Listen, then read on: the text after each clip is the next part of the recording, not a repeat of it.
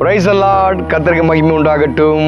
ஆண்டவரும் அருமை இரட்சகருமாகிய இயேசு கிறிஸ்துவின் நாமத்தினாலே இந்த நல்ல நாளிலே உங்களை வாழ்த்தி ஆசீர்வதிக்கிறேன். என்ன எப்படி இருக்கிறீங்க? நல்லா இருக்கிறீங்களா?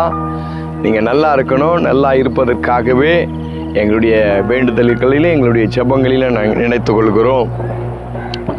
ஒரு முறை இப்படி ஒரு சம்பவம் நடந்ததாங்க. ஒரு முனிவர் என்ன செஞ்சார்?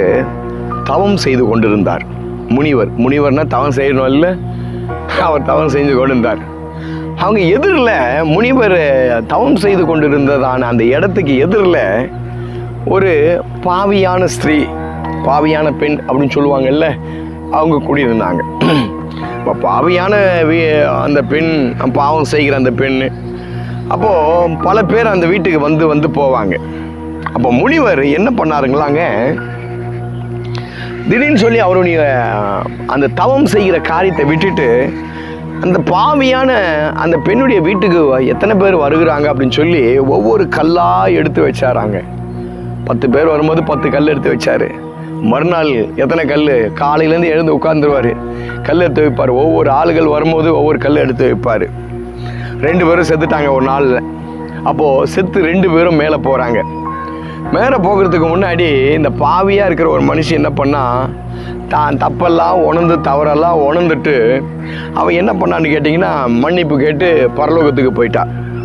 அப்போ மேலே போகும்போது அங்கே ஜட்ஜ்மெண்ட் நடக்குது, அது நியாய தீர்ப்பு அங்கே நடக்குது. என்ன நியாய தீர்ப்புனா, இவன் எல்லாம் பூமியிலே எல்லாத்தையும் பாவ மன்னிப்பெல்லாம் கேட்டுட்டால, அப்போது அதனால் இவளை பரலோகத்துக்கு கொண்டு போங்க அப்படின்னு சொல்லிட்டாங்க. உடனே முனிவருக்கு பயங்கர கோவம் வந்துச்சு. நில்லுங்க, அது எப்படி பரலோகத்துக்கு கொண்டு போவீங்க? இவ என்னெல்லாம் பண்ணான்னு எனக்கு தெரியும்.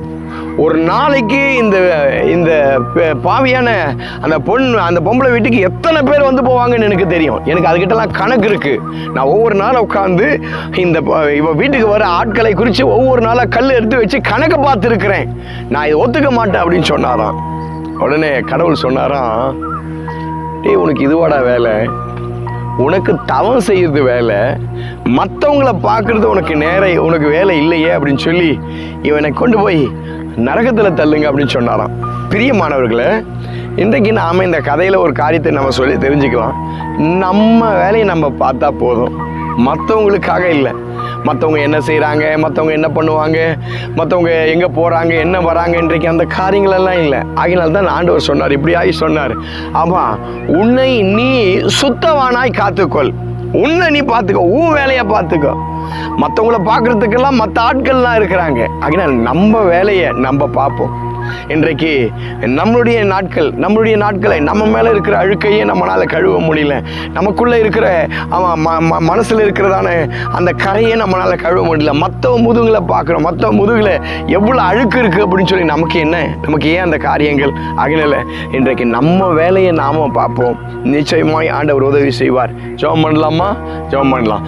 நல்ல பிதாவே, இயேசுவின் நாமத்தினாலே இந்த நல்ல காலை பொழுதுக்காய் நடு செலுத்துகிறோம். இன்றைக்கு கர்த்தாவே, எங்களுடைய கர்த்தாவே சிந்தைகளையும் மனதையும் எங்களுடைய சரீரத்தையும் உங்களுடைய கரத்தில் ஒப்பு கொடுக்கிறோம். எங்கள் வேலையை மாத்திரம் நாங்கள் பார்க்க உதவி செய்யுங்கப்பா. கர்த்தாவே, வீணான காரியங்களில் எங்கள் தலையை கர்த்தாவே ஈடுபடுத்தாதபடிக்கு, வீணான காரியங்களில் எங்களை கர்த்தாவே உள்ளே நுழைக்காதபடிக்கு எங்களை நாங்கள் சுத்தமானாய் காத்துக்கொள்ள கர்த்தர் உதவி செய்வீராக. கரத்தில் தாழ்த்துக்கிறோம், ஒப்பு கொடுக்கிறோம். பெரிய காரியங்களை செய்யுங்க இயேசுவின் நாமத்தில் பிதாவே, ஆமென். God bless you. கர்த்தர் உங்களை ஆசீர்வதிக்கட்டும். இந்த நாள் இனிய நாளாய் அமையட்டும். Praise the Lord, praise the Lord, praise the Lord.